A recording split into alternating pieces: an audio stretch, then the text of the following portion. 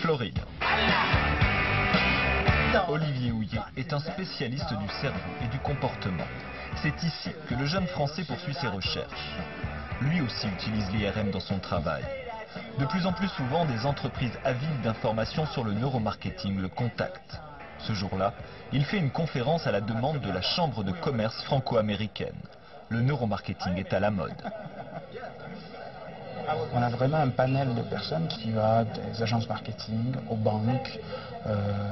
On a une directrice de société de mode. Qu'est-ce qu'il y a encore?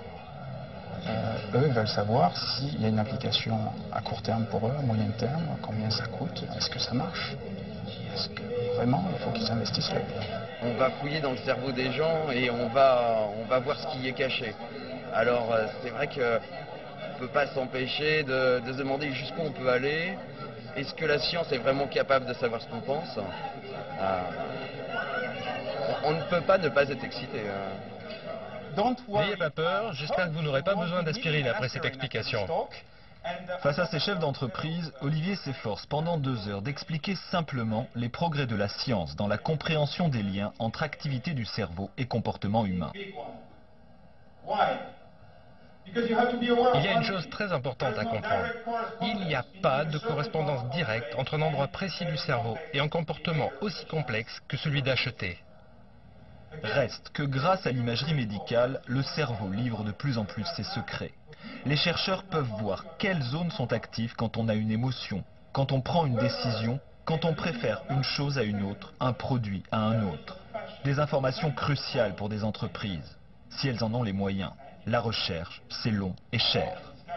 Vous devez être capable d'y consacrer de l'argent et du temps, parce que ces découvertes, c'est du pas à pas. Chaque jour, on en sait un peu plus. Pas sûr que toutes ces précautions aient été bien entendues. Certains patrons dans la salle ont visiblement déjà des idées pour utiliser les progrès des sciences du cerveau. C'est intéressant. Et je peux imaginer, par exemple, lorsque je souhaite embaucher quelqu'un, que je pourrais l'envoyer dans un hôpital, passer un IRM. Je blague, bien entendu. Mais bon, je ne sais pas jusqu'où tout ça peut aller. Les demandes sont parfois surprenantes. Cette jeune fille appartient à l'équipe de campagne d'un candidat à une élection locale en Floride. Il nous reste 2 semaines avant l'élection. En tant que chercheur en neurosciences, est-ce que vous avez des conseils à nous donner?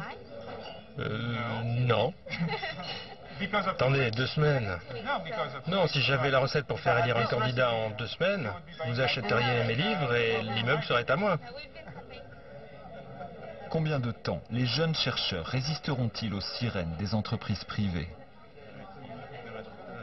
On met du neuro à toutes les sauces. Donc, les gens à un moment vont se dire, mais qui fait du neuro? Les scientifiques, on va aller leur demander. Si on leur demande, pas uniquement des conseils, si on leur demande, est-ce que vous voulez venir travailler pour vous? Il y en a forcément qui vont y aller. Ça va être intéressant. Il y a forcément quelque chose qui va se faire au détriment de... Je ne sais pas si c'est de la recherche médicale, mais on va sûrement perdre de très bons scientifiques qui vont aller travailler dans les entreprises. Malgré les sollicitations, Olivier préfère rester à l'université. Mais de plus en plus de chercheurs succombent aux promesses généreuses des entreprises. Et de plus en plus de gens prétendent mettre de la science dans le marché.